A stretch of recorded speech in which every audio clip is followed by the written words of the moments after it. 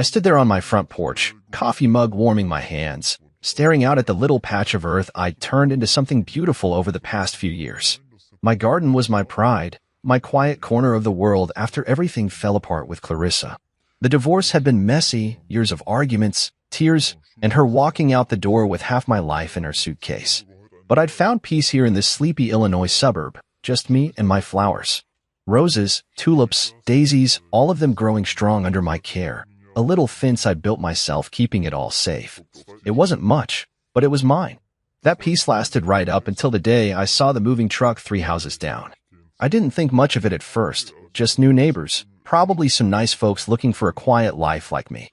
Then I saw her step out of the passenger side, flipping her hair like she always did when she was trying to look important. Clarissa, my ex-wife. My stomach dropped.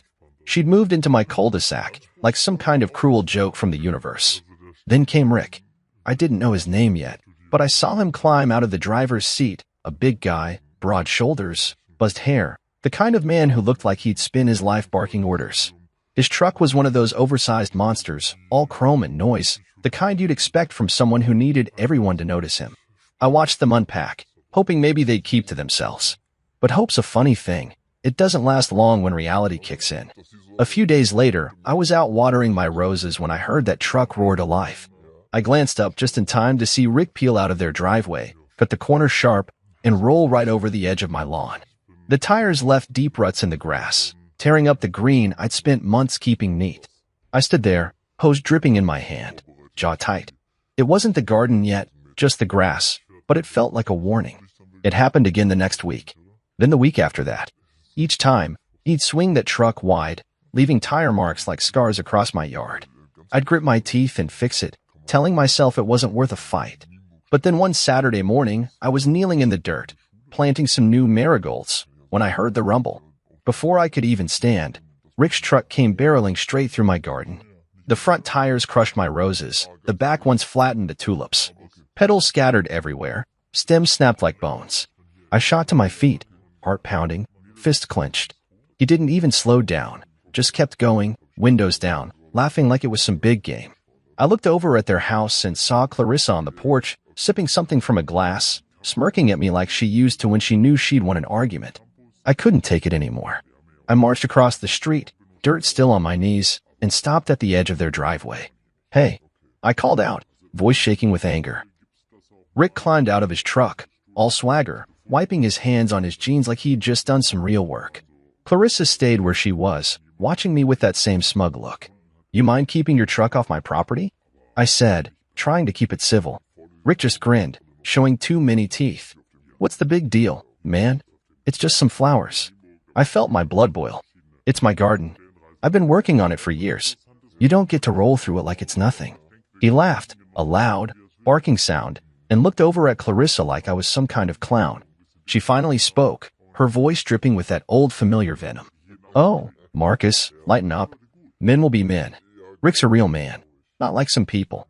I stood there, staring at her, feeling that old sting. A real man. She'd thrown that at me during the divorce too, like I was less because I didn't strut around breaking things to prove a point. Rick clapped a hand on his truck, still chuckling.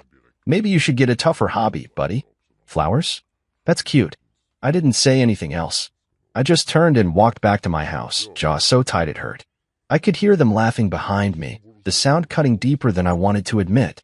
When I got inside, I slammed the door and leaned against it, breathing hard. My garden, what was left of it, was a mess. Crushed petals, broken stems, tire tracks slicing through it like a wound. I'd spent years building that little piece of peace, and in one morning, they'd torn it apart. I looked out the window at their house, at that stupid truck parked like it owned the street, and something shifted in me. This wasn't just about flowers anymore. This was personal. They wanted to push me? Fine. I'd push back. Not with yelling or fists. I wasn't Rick. I'd do it my way.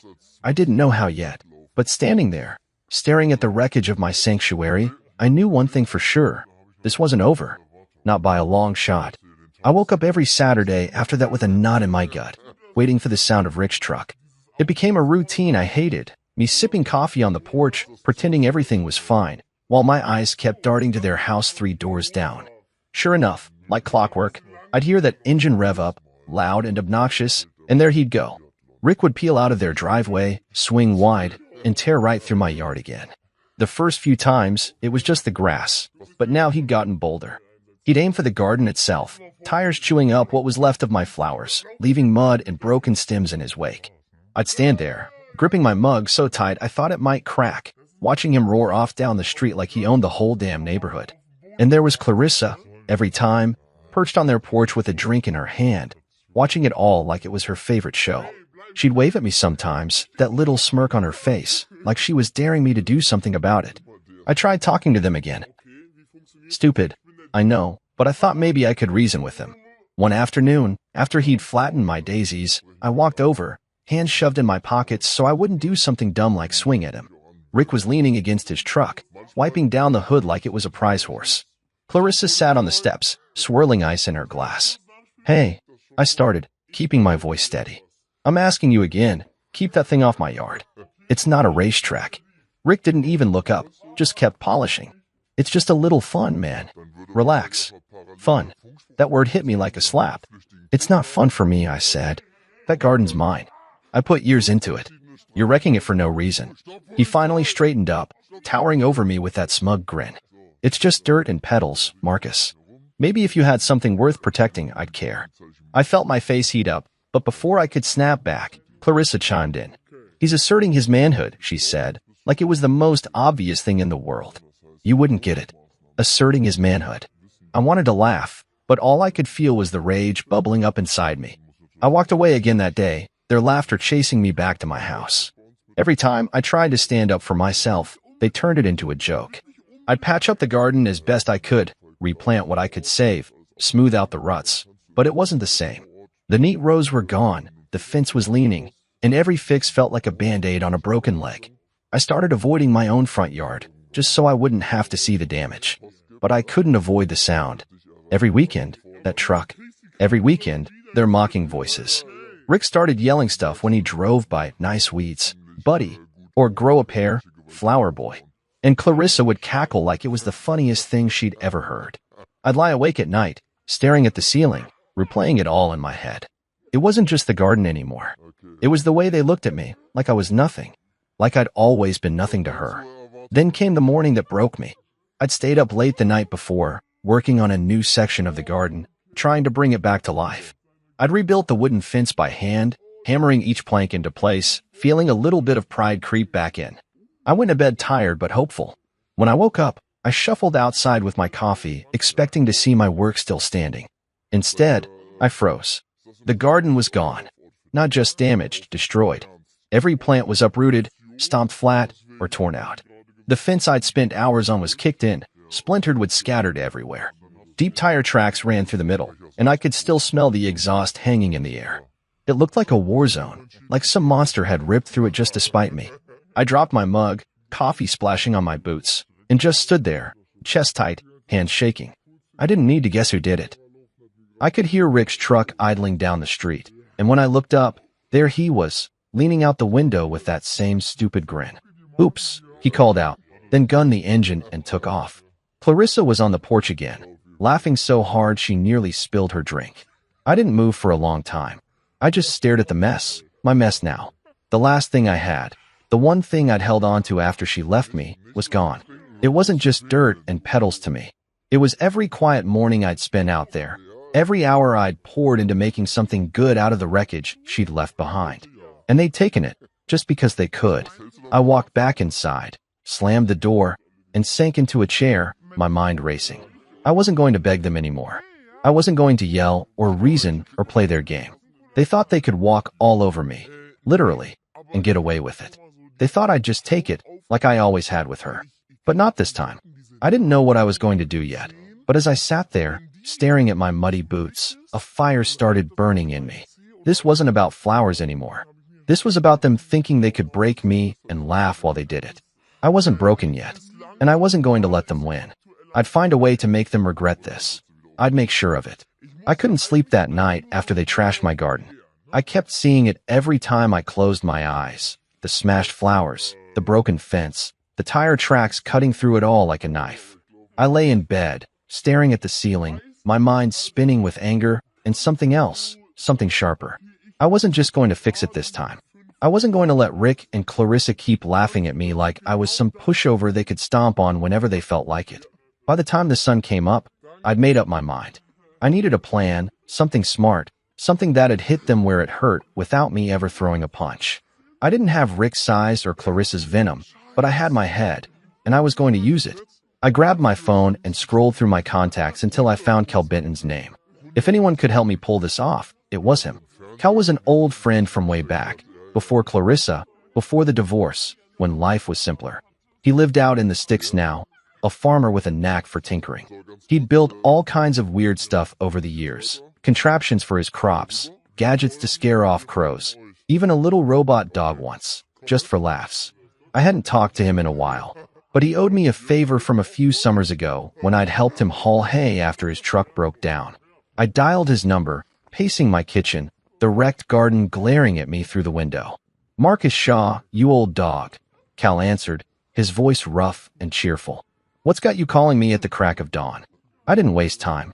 "I need your help, Cal. My ex-wife's new husband's been tearing up my yard, and I'm done taking it. I want to set something up.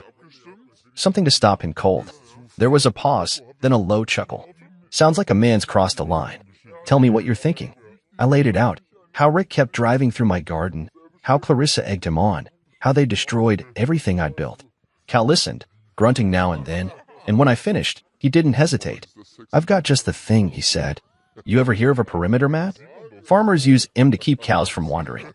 Low voltage, won't kill anybody, but it'll make 'em wish they'd stayed home. I've got one I can tweak for you." My ears perked up. "What else you got?" He laughed again. "How about motion sprinklers? Freezing cold water hits 'em the second they step where they shouldn't. And, oh, you'll love this, a motion speaker. I rigged one up with a sound that'll scare the devil himself. Part demon, part hellhound, loud as sin. They'll think the gates of hell opened up."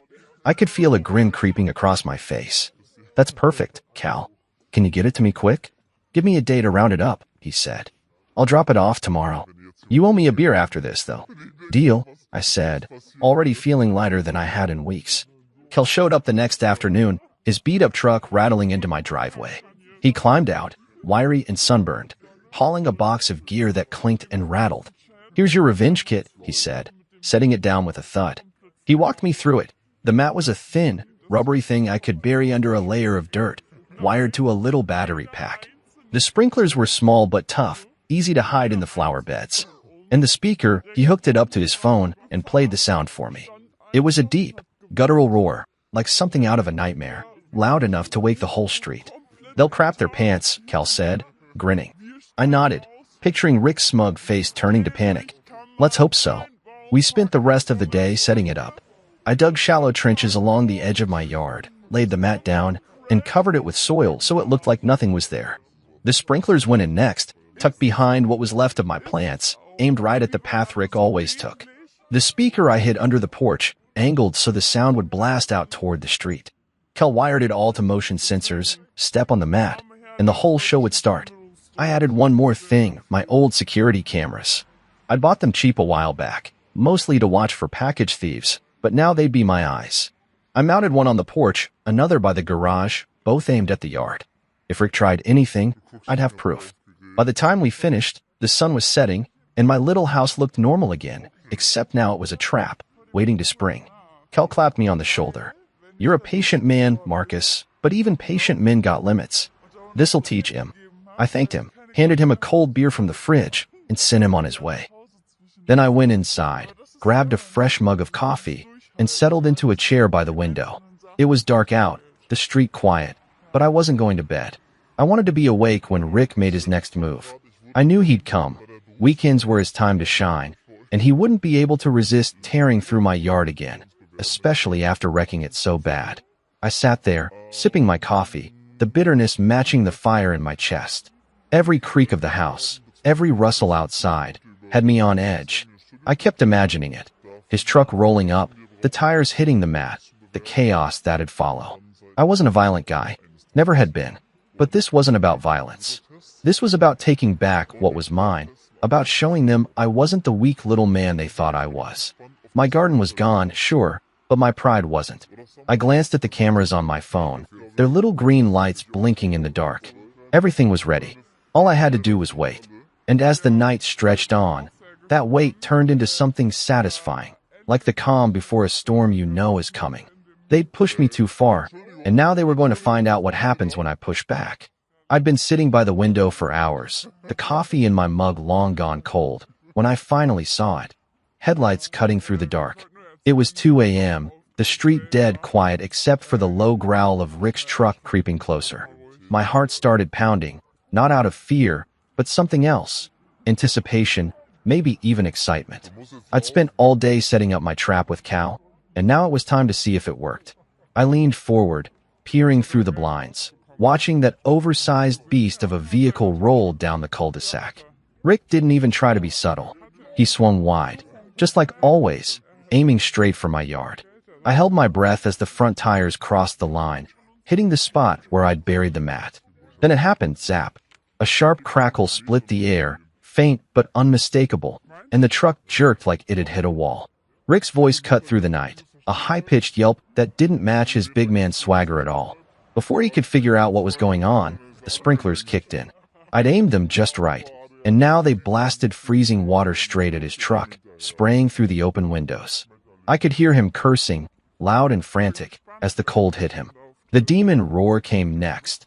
Cal's speaker let loose that ungodly sound, a deep, guttural howl that echoed off the houses like some monster had clawed its way out of hell. It was louder than I'd expected, rattling my windows, and I saw Rick's truck swerve hard, tires spinning in the wet dirt. He was yelling something I couldn't make out, probably swearing up a storm, and I couldn't help it. I grinned. The chaos was beautiful. Mud flew everywhere as he tried to peel out, the truck fishtailing like a panicked animal. Then I saw movement at their house. Clarissa came stumbling out onto the porch, wrapped in a robe, her hair a mess. She must have heard the noise and figured Rick needed her. She took 2 steps off the porch, barefoot, and hit the mat herself, a zap. She screamed, a wild, shrieking sound, hopping around like she'd stepped on a live wire. "Rick, what the hell is this?"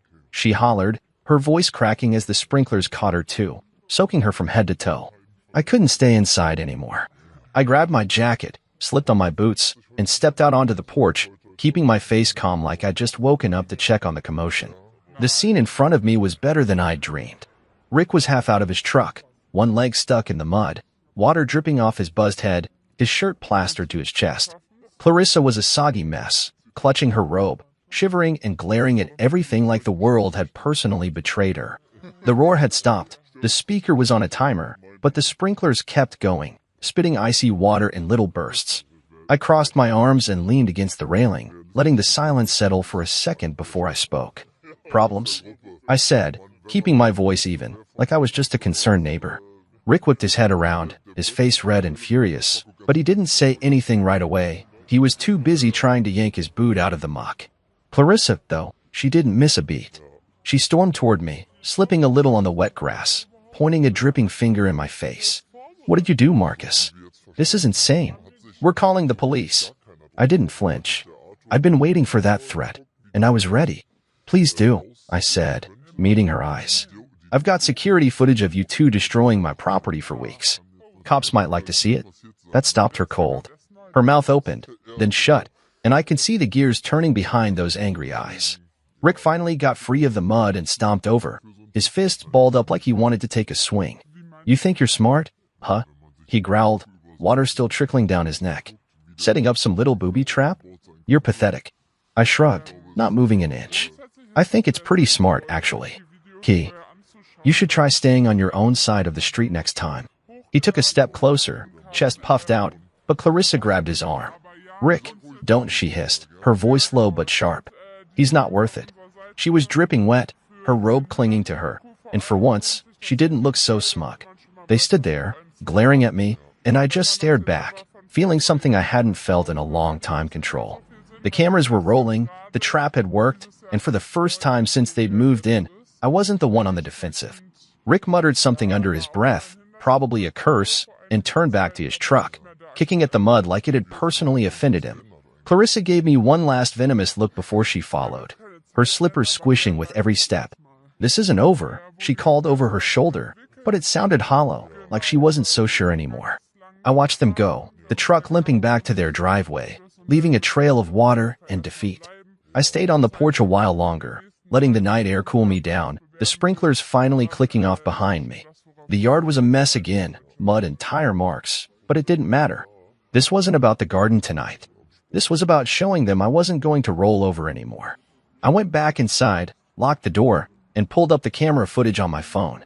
There it was, clear as day, Rick driving in, the mat zapping him, the sprinklers soaking him, Clarissa's little dance when she hit the trap too.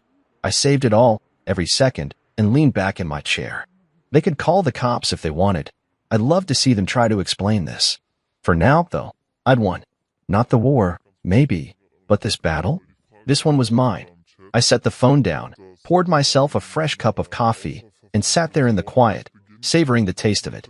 The night wasn't over yet, and neither was this fight, but for the first time in weeks, I felt like I was the one holding the cards. Let them come at me again. I'd be ready. I woke up the next morning feeling lighter than I had in weeks, the memory of Rick and Clarissa flailing in my trap still fresh in my mind. I'd slept hard, the kind of sleep you get when you know you've landed a good punch, even if it wasn't with my fists. The sun was just creeping over the rooftops as I stepped onto the porch with my coffee, expecting to see the muddy mess from last night. It was there, sure, tire tracks and puddles, but something else caught my eye. Rick's truck was parked crooked in their driveway, still streaked with dirt, and I could see him through their front window, pacing back and forth like a caged bear. Clarissa was nowhere in sight, probably still fuming in her soggy robe. I smirked into my mug. They'd threatened to call the cops, but the street was quiet, no sirens, no flashing lights. They backed off, at least for now. I didn't have long to enjoy it, though. Around noon, a car pulled up in front of my house. A sleek black sedan, the kind that screams lawyer or bill collector. A guy in a cheap suit stepped out, clipboard in hand, and marched up my walkway. I met him at the door before he could knock. "Marcus Shaw?" he asked, voice flat. "That's me," I said, keeping my tone easy. He handed me a piece of paper, official looking with a bunch of legal gibberish typed across it. "Cease and desist order," he said. "From Richard Dalton. Says you're harassing him with dangerous devices on your property. You've got 24 hours to remove them, or he's filing charges." I took the paper, glancing at the words, trespass, liability, damages. Rick's name was scrawled at the bottom in a big, sloppy signature. I almost laughed. "Thanks," I told the guy, and he nodded, turned, and left without another word. I shut the door and read it over, my good mood souring. Harassment? Dangerous devices? That was rich, coming from the guy who'd been treating my yard like his personal demolition derby. I tossed the letter on the table and grabbed my phone, pulling up the footage from last night.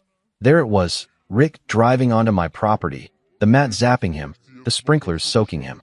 Private land, clear trespassing. If anyone had a case, it was me. I wasn't taking anything down. Let him try to push this. I'd shove it right back in his face. Still, I knew this wasn't the end. Rick didn't strike me as the type to let a little zap and some water stop him, and Clarissa was too stubborn to let me have the last word. I figured they'd lick their wounds for a day or two, then come at me again. I was right, just not in the way I expected. It started small that evening. I was out front, cleaning up the mud from the night before, when I noticed something off. A couple of ketchup packets were stuck to one of my garden gnomes, the kind you get from fast food joints, smeared red across its little hat. I frowned, picked them up, and tossed them in the trash, thinking maybe some kid had dropped them. Then, the next morning, I found empty beer cans jammed into what was left of my flower beds, 3 of them, crumpled and stinking of stale booze. I stood there, hands on my hips, staring at them. This wasn't random. Kids don't sneak around planting cans like that. I checked the cameras. Nothing clear, just shadows moving in the dark, too far off to make out a face. My gut told me it was Rick, though.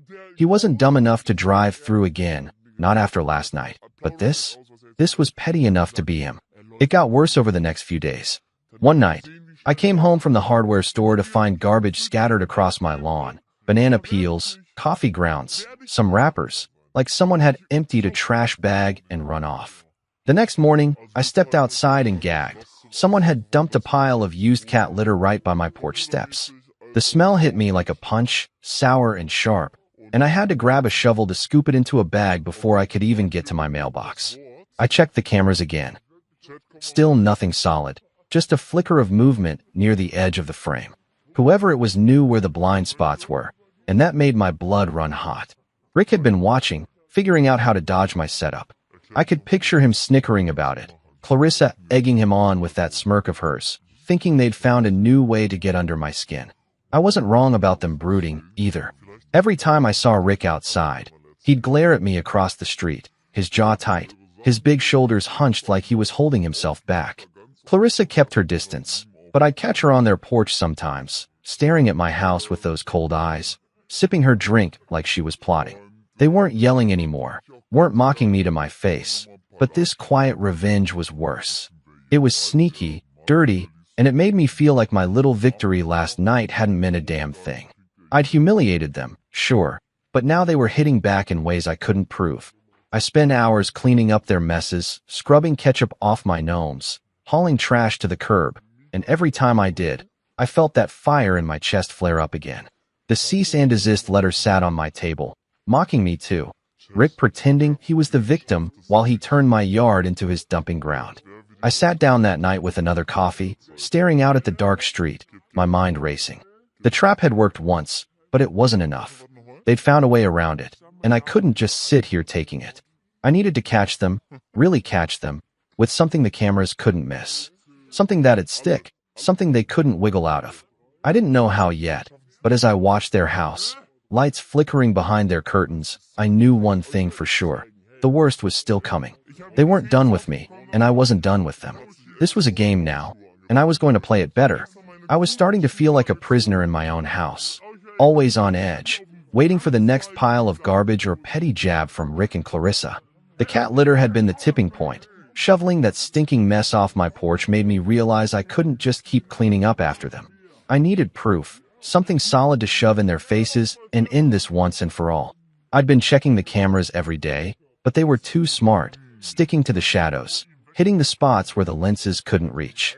I'd underestimated Rick. He wasn't just a loudmouth with a truck. He was cunning in his own nasty way.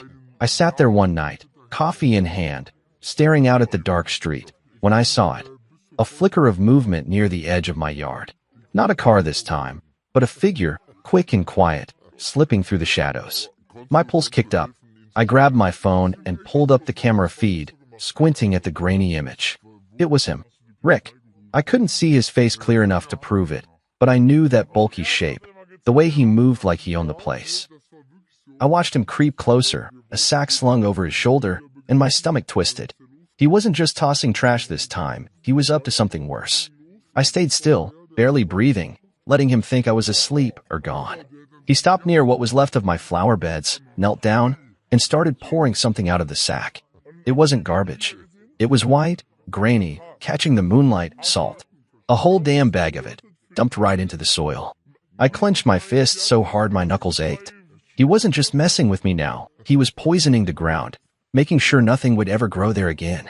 My garden was already wrecked, but this was him spitting on the ashes, trying to kill any chance I had of bringing it back. He worked fast, spreading it thick, then stood up, dusted his hands, and slipped back into the dark toward his house. I sat there, shaking with rage, watching him disappear. He thought he'd gotten away clean. He was wrong. I pulled up the camera footage right away, rewinding to the moment he'd stepped into view. There it was clear as day this time. The camera by the garage had caught him dead on, his face lit up by a streetlight as he'd been over with that sack. Rick Dalton, in all his smug glory, salting my earth like some cartoon villain. I saved the clip, my hands trembling not from fear, but from the thrill of finally having him. This wasn't just petty vandalism anymore. This was deliberate, calculated property damage. I didn't waste a second. I grabbed my phone and dialed the local police, my voice steady even though my heart was hammering. "Yeah, hi. This is Marcus Shaw on Elm Street," I said when the dispatcher picked up. "I've got video of my neighbor trespassing and ruining my property. He just poured salt all over my yard to kill the soil. I need someone out here now." It didn't take long, maybe 20 minutes before I saw the cruiser roll up, lights off, parking quietly in front of my house. 2 officers stepped out, a younger guy with a buzz cut and an older woman with a no-nonsense look. I met them at the door, phone in hand.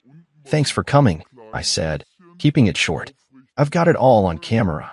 They followed me inside, and I played the footage, Rick sneaking in, dumping the salt, slinking off. The older cop raised an eyebrow. That's pretty blatant, she said, jotting something in her notebook. You know who this is? Yeah, I said. Rick Dalton. Lives 3 houses down. He's been tearing up my yard for weeks with his truck, too. I've got more video if you need it. She nodded. This'll do for now. Let's go have a word with him. I stayed on my porch, watching as they walked down the street, their flashlights bouncing in the dark. I could see Rick's truck still parked in their driveway, and a light flicked on inside as the cops knocked. The door opened, and there he was, shirtless, looking annoyed until he saw the uniforms. I couldn't hear what they said, but I saw his arms start flailing, his voice rising, probably trying to bluster his way out of it. Then the younger cop stepped forward, calm but firm, and Rick's shoulders slumped. Clarissa appeared behind him, her face pale, clutching that damn robe again. She started yelling too, her voice carrying across the quiet street. This is ridiculous. You're ruining our family over some dirt? I just stood there, arms crossed, letting it wash over me. The cops didn't flinch, they talked for a few more minutes, then Rick stepped outside, hands behind his back. I heard the click of handcuffs, and my chest loosened a little. They walked him to the cruiser, his head down, Clarissa shrieking after them like a banshee. The older cop came back to me while the other loaded Rick into the car. We're taking him in for trespassing and property damage, she said. That video's solid. You want to press charges? Damn right I do, I said, no hesitation. She gave me a small nod, like she'd expected that. We'll need you to come down to the station tomorrow with the footage. For now, he's spending the night in a cell. I thanked her, and they drove off, Rick's silhouette slumped in the back seat. Clarissa stood on her porch, watching them go, then turned and glared at me, her eyes burning even from that distance. I shrugged, just enough for her to see it. Should have thought of that before you ruined my garden, I said, loud enough to carry. She didn't answer, just spun around and slammed her door. I went back inside, locked up, and sank into my chair, the adrenaline still buzzing in my veins.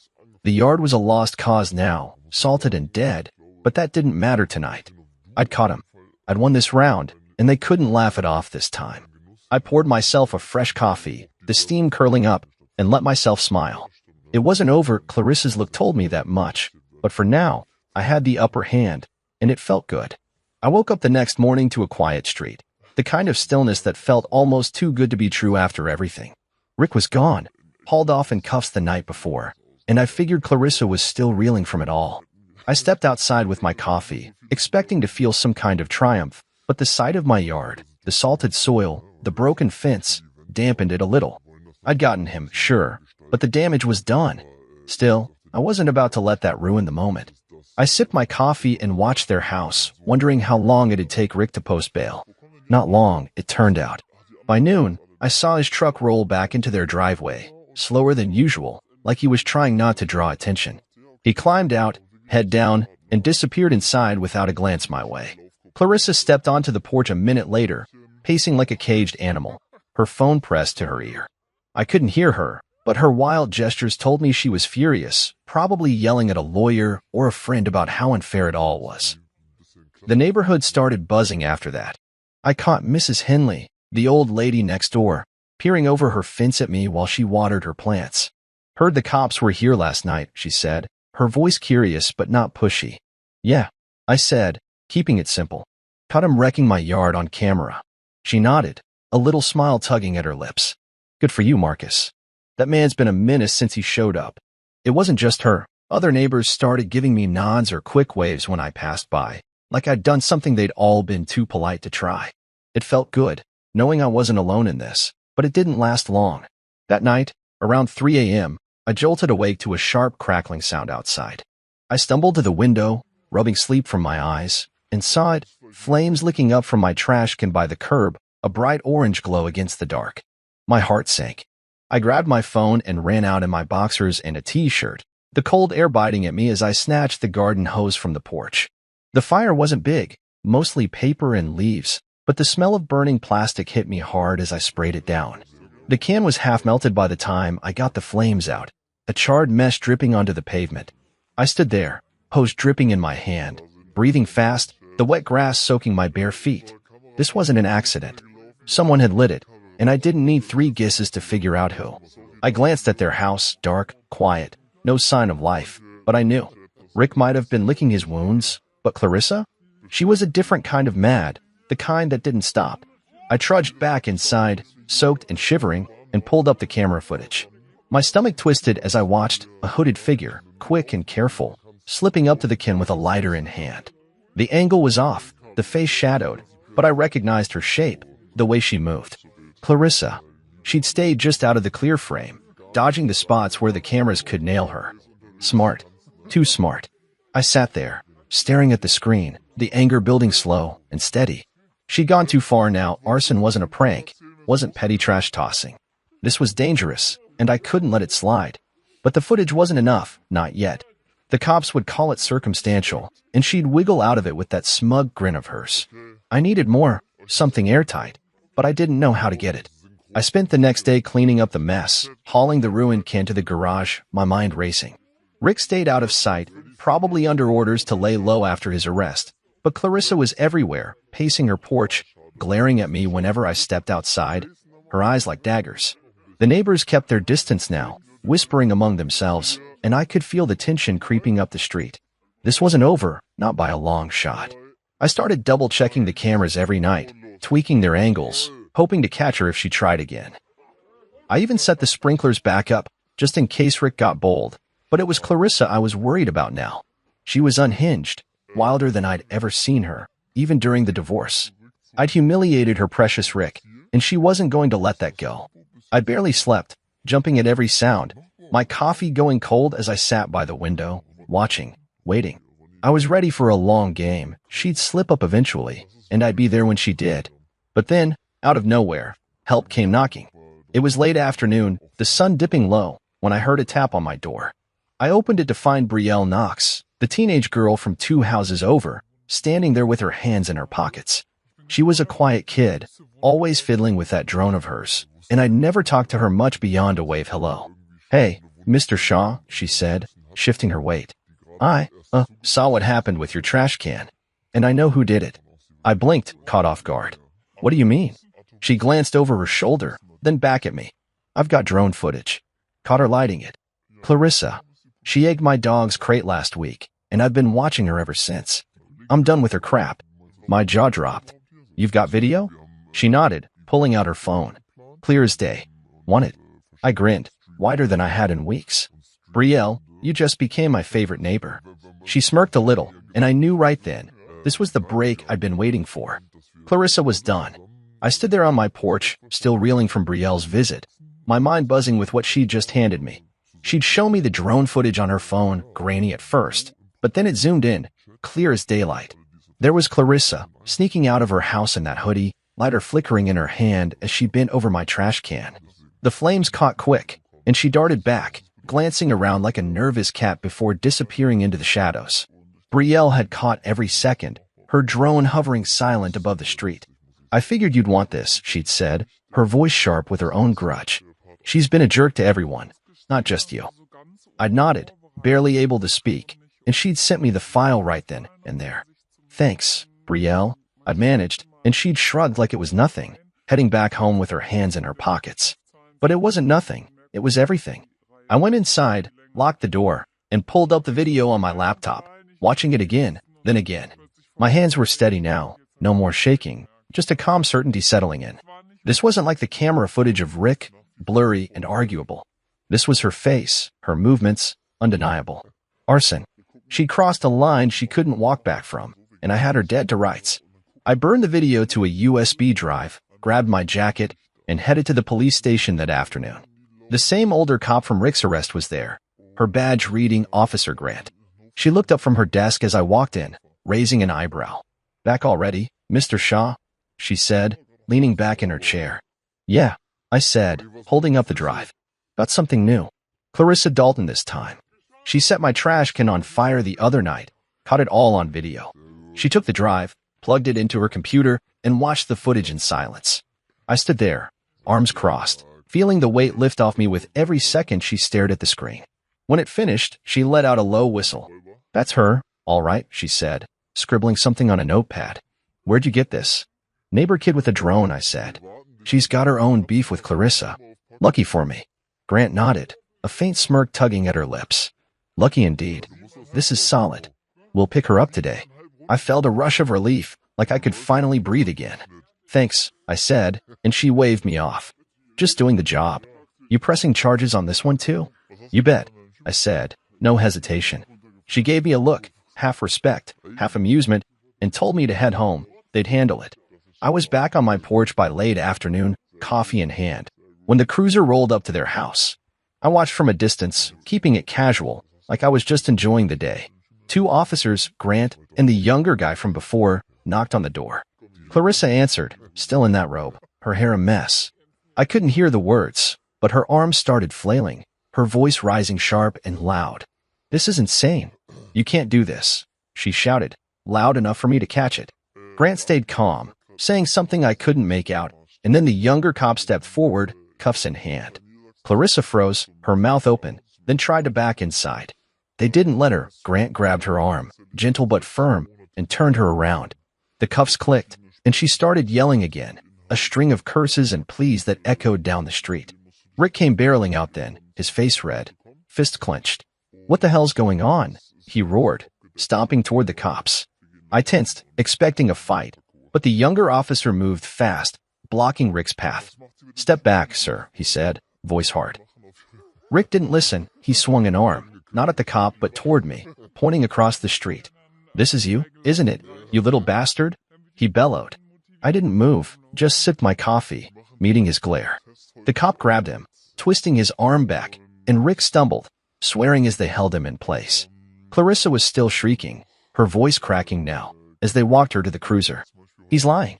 It's all lies, she cried, but it sounded weak, desperate. The neighbors were out now, Mrs. Henley on her lawn, a couple others peeking through windows, and I could feel their eyes on them. Grant shoved Clarissa into the back seat, slamming the door, while the younger cop kept Rick pinned until he stopped thrashing. Stay here, he told Rick, then joined Grant in the car. They drove off, Clarissa's muffled yells fading into the distance, leaving Rick standing there, panting, staring at me like he could burn my house down with his eyes. I set my mug down and walked to the edge of my porch, hands in my pockets.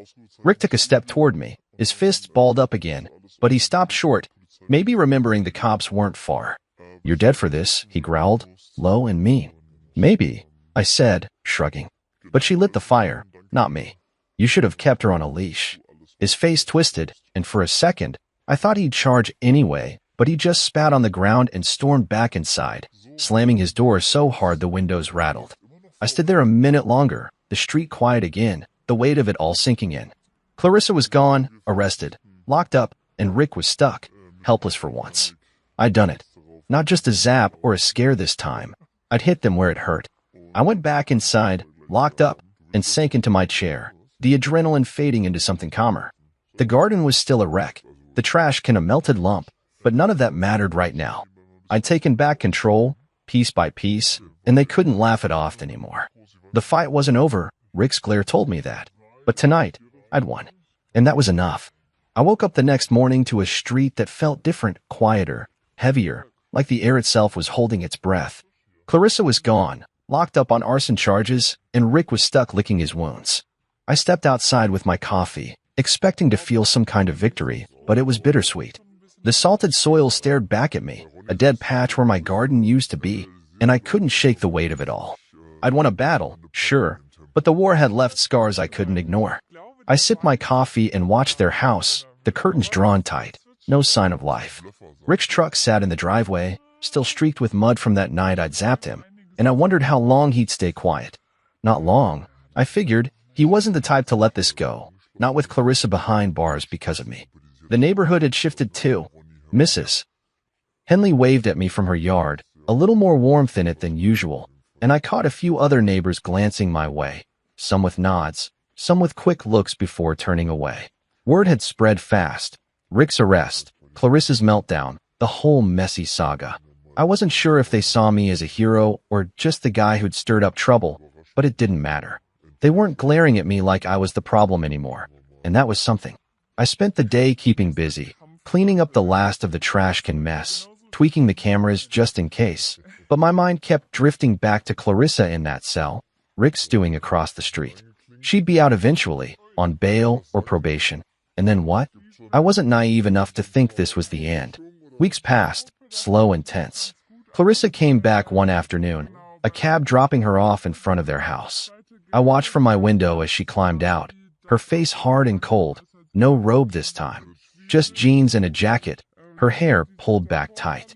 She didn't look my way, just marched inside, and the door slammed behind her.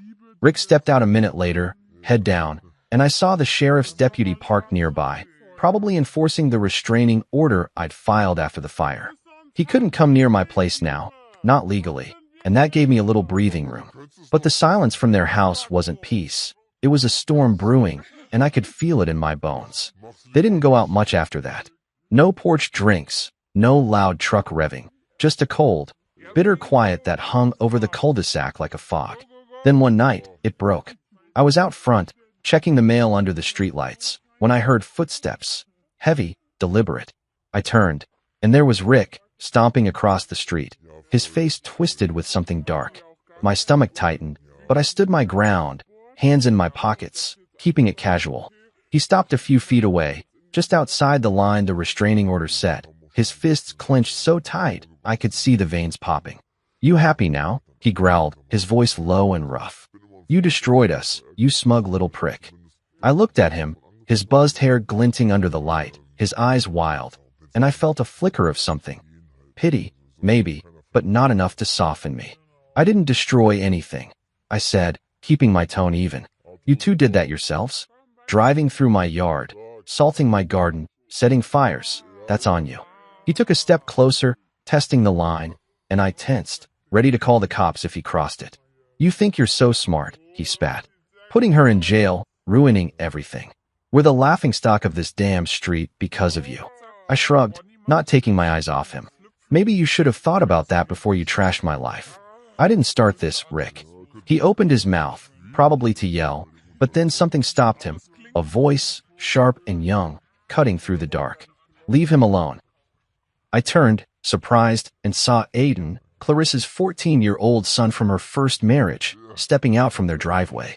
I hadn't seen much of him since they moved in, just a quiet kid who kept to himself, usually glued to his phone or kicking a ball in their backyard. He marched up, his skinny frame tense, his face flushed. Rick spun on him, furious. "Get back inside, kid," he snapped. But Aiden didn't budge. "No," he said, his voice shaking but firm. "You told her to do it. Mom said it was your idea, the fire, all of it. I'm done with this." I stood there, stunned, as Rick's face went slack, like the air had been punched out of him. "What the hell are you talking about?" he growled. But Aiden didn't back down. "She told me last night. You pushed her to mess with him, to get back at him." "I heard you." Rick took a step toward him, hand raised like he might grab him, but Aiden flinched away, turning to me instead. "I'm sorry, Mr. Shaw," he said, his voice cracking. "I thought it was just a joke at first, the truck stuff, but it wasn't. I didn't know it'd get this bad." I didn't know what to say. My throat felt tight, caught off guard by this kid standing there, spilling it all. "It's okay, Aiden," I managed. "Takes a lot to say that." He nodded, quick and jerky, then turned and walked back to the house, leaving Rick standing there, frozen. Rick didn't move for a long moment, his fists unclenching, his shoulders slumping. He looked at me, something broken in his eyes, then muttered, "This ain't over," and trudged back across the street. But it didn't feel like a threat this time. It felt like a man who'd run out of fight. I watched him go, the door slamming behind him, and stood there in the quiet, processing it all. Aiden's words echoed in my head. Rick had pushed her, and now their own kid had turned on them. Their reputation was shot, their family cracking, and I hadn't even had to lift a finger this time. I went back inside, locked up, and sat down with my coffee, the night settling around me. It wasn't joy I felt, not exactly. It was something closer to relief, mixed with a strange ache I couldn't name. They were breaking, and I'd helped make it happen. That was enough for now. I woke up to a morning that felt lighter than any I could remember since Clarissa and Rick moved in. The sun was out, casting long shadows across the street, and their house sat quiet, no truck rumbling, no porch pacing, just stillness. I stepped outside with my coffee, the air crisp with that early fall bite, and looked at my yard. The salted patch was still there, an ugly scar where my garden used to bloom, but it didn't sting as much today. I'd heard through the neighborhood grapevine, Mrs. Henley's whispers mostly, that Clarissa and Rick were packing up. The for sale sign went up a week after Aiden's blow up, and by the end of summer, they were gone. No big goodbye. No last stand. Just a moving truck one night and an empty house the next morning. I stood there, sipping my coffee, staring at the blank windows across the street, and felt something settle in me. Not triumph, exactly, but a kind of peace I hadn't had in months. The days after that stretched into weeks, then months, and the cul-de-sac started to heal. The neighbors came out more. Mrs. Henley puttered in her yard. Brielle flew her drone around. Even the quiet couple down the block started planting flowers of their own. My yard stayed bare for a while, the salt keeping anything from growing, but I wasn't in a rush. I'd sit on my porch every evening, coffee in hand, watching the street settle into something normal again. I didn't hear much about Clarissa and Rick after they left. Just rumors they'd moved to some apartment across town, still fighting, still bitter. I didn't care enough to dig deeper. They were out of my life, and that was all that mattered. But then, one crisp fall morning, I heard a knock on my door, soft but insistent. I set my mug down, curious, and opened it to find Aiden standing there, a small potted plant in his hands. He looked different, taller maybe, or just less hunched, his dark hair messy under a baseball cap. "Hey, Mr. Shaw," he said, shifting his weight, his voice quiet but steady. "I brought this. For your garden." I blinked, caught off guard, and took the pot. A little marigold, its yellow blooms bright against the green. "Thanks," I said, setting it on the porch railing. "You didn't have to do that." He shrugged, kicking at the step with his sneaker. "I wanted to. We're better now. Different place. Mom's still mad, but she's not, I don't know, crazy like before. I just didn't want you to think we were all like that." I looked at him, this kid who'd stood up to Rick that night, and felt a warmth I hadn't expected. "Takes a lot to say that, Aiden," I said, meaning it. "I appreciate it." He nodded, quick and awkward, then mumbled a goodbye and headed off, his hands shoved in his pockets as he disappeared down the street.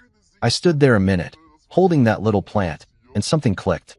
I'd spent months fighting, setting traps, chasing proof. Hell, I'd turned my yard into a battlefield just to make them stop. But this wasn't about revenge. It was about moving on. I took the marigold inside, grabbed a shovel, and went to work. The salted spot was still dead, but I dug around it, clearing a new patch near the porch where the soil was clean. I planted Aiden's gift there, patting the dirt down, feeling the earth under my hands again. It wasn't much, just one plant, but it was a start. Over the next few weeks, I added more. Daisies, tulips, even a couple rose bushes I picked up cheap at the hardware store. The neighbors noticed. Mrs. Henley brought me some cuttings from her yard, and Brielle started swinging by with her dog, a scruffy mutt named Rusty, to check my progress. "Looks good, Mr. Shaw," she'd say, her drone buzzing overhead, and I'd nod, wiping sweat off my brow. The garden came back slow, piece by piece, and with it, the street felt alive again. I'd sit out there every evening, coffee steaming in the cool air, watching the flowers catch the last light of day. The tire tracks faded, the broken fence got rebuilt, stronger this time, and that salted patch started to soften, grass creeping in where nothing used to grow. It wasn't the same as before, couldn't be, not after everything, but it was mine again, and that was enough. Brielle became a regular visitor, her dog flopping in my yard while she told me about school or her latest drone tricks. "Caught a raccoon on video last night," she'd say, grinning, and I'd laugh, feeling lighter than I had in years. Mrs. Henley started calling me over for tea sometimes, and I'd go, listening to her ramble about her grandkids, the quiet settling into something comfortable. One night, as the leaves turned gold and red, I sat on my porch, mug warm in my hands, looking out at the garden. It wasn't perfect, some plants were scraggly, others still small, but it was growing, steady and sure. I thought about Clarissa and Rick, about the chaos they'd brought, the nights I'd spent angry and sleepless. I'd fought hard to make it stop, and I'd won. Not with fists or yelling, but with patience, with proof, with people like Brielle and Aiden stepping up when I least expected it. I didn't hate them anymore. Didn't need to. They were gone, and I was still here, my little house quiet, my lawn untouched. I took a sip of coffee, the bitterness familiar and good, and let out a long breath. The fight was over, and the flowers were back. Sometimes, I realized, it's not about revenge, it's just about taking back what's yours and letting the rest go. I came home expecting warmth. The scent of something sweet lingering from the oven, laughter bouncing down the hallway, a movie humming from the living room. Maybe even Noelle, curled up on the couch with her hair up in a lazy bun, offering me a slice of pie like we hadn't argued about the guest list the night before. But instead, what I walked into was silence. A hollow kind of quiet that didn't just fill the space, it echoed. It pressed against my chest. At first, I thought maybe they had gone out for a last-minute grocery run. Then I saw her, Dolores, Noelle's grandmother, slouched in the recliner like someone who hadn't moved in hours.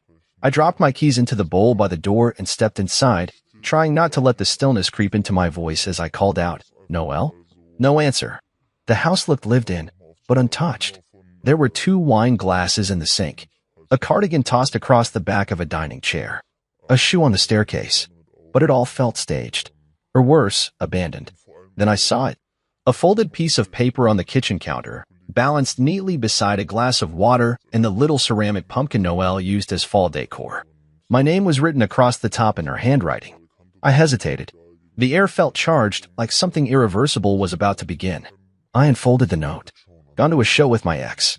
We need to catch up. I thought it was time you experienced caregiving. Don't worry, Grandma's all yours. Love, Noelle." My hands trembled as I stared at the words. Not because I didn't understand them, but because I did. Fully. Painfully. This wasn't a favor. This was a message. A test. A game. Maybe even a punishment. I looked up slowly, half expecting Dolores to still be dozing. But the woman in the recliner was no longer slumped. She was awake, sitting upright, eyes wide open and far too alert for someone who was supposed to be asleep. "I was wondering how long it would take you to find that," she said. Her voice was strong, not fragile, not feeble. It stopped me in my tracks. I blinked. Dolores. She rose from the chair with the sort of control that made me question every story Noelle had told me about her deteriorating condition. She moved with intention, brushing a wrinkle from her blouse as she approached me. "Shall we begin?" she asked, calmly. Like this was an appointment. A ritual. A scheduled unveiling. I stood frozen for a beat too long, still holding the note like it might vanish if I folded it wrong. What exactly are we beginning?" She smiled, not unkindly. But there was a sharpness behind it, like she was sizing me up, deciding how much I could handle. "You'll see," she said. "But first, let's put that note away. We won't need it anymore." I set it down slowly, glancing between her and the countertop, half expecting Noelle to walk in any second and yell, "Surprise." Just kidding. But nothing happened. The silence held. Dolores turned and walked toward the kitchen table. With the grace of someone half her age, she pulled out a chair and gestured for me to sit. I did, still unsure whether I was part of an elaborate prank or the setup to something far more serious. "You look like a man who's just realized the floor beneath him might be made of sand," she said, sitting across from me. "How does it feel?" I stared at her. "I don't know yet." She nodded slowly, her eyes never leaving mine. "Good answer." She reached into a drawer nearby and pulled out a teapot. Chamomile, from the scent. The same kind she used to request when Noelle brought her over for visits. I'd made it for her a dozen times. I always thought she just liked the taste. But tonight, the ritual felt different. She poured with purpose. No shaking hands. No confusion. Just clarity. I watched her, trying to piece things together. "Noelle said you were declining," I said slowly. She snorted. "Noelle says a lot of things. Doesn't make them true." I sat back in the chair, the truth beginning to settle in strange corners of my mind. She lied. Dolores sipped her tea. She curated a version of me that was useful to her. Weak, confused, dependent. It let her feel powerful. And now, Dolores set down her cup, leaning slightly forward. Now, she's given me exactly what I wanted. Time, privacy, and you. My pulse quickened. Me? She smiled again. This time, something in her eyes softened. "You've been kind, Jonas. Patient, blind, perhaps, but not unkind.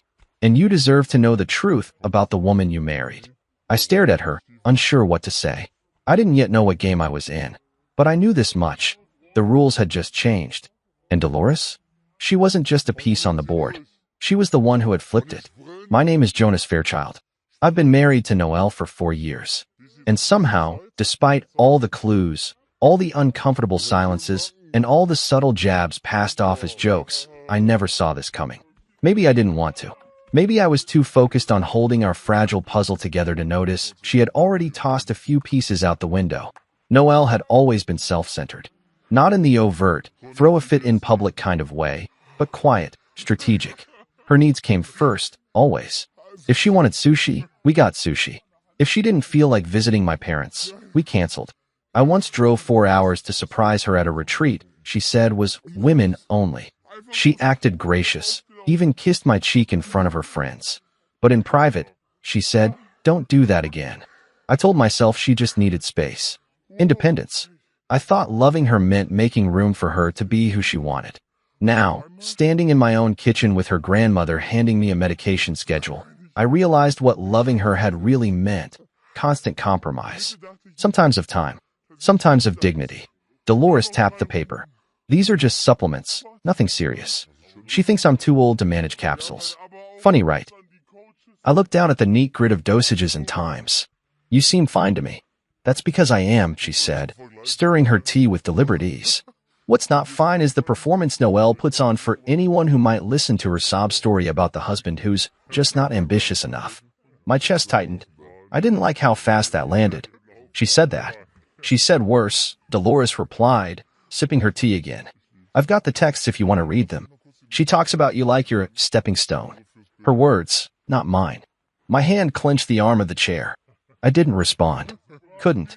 I didn't want to ask questions I already feared the answers to. But silence wouldn't save me now. Dolores stood and walked into the adjacent room. A few seconds later, she returned with a thick manila folder. She placed it gently in front of me, like it was a gift I hadn't earned yet. "I started collecting these after her second attempt to transfer my accounts into her name," she said flatly. I flinched. "She what? Power of attorney." She tried to get me to sign it twice. Once while I was half asleep. Once after pretending I'd forgotten the password to my own email. I played along. Let her think I was declining faster than I really was. That's what she wanted. Made her feel useful.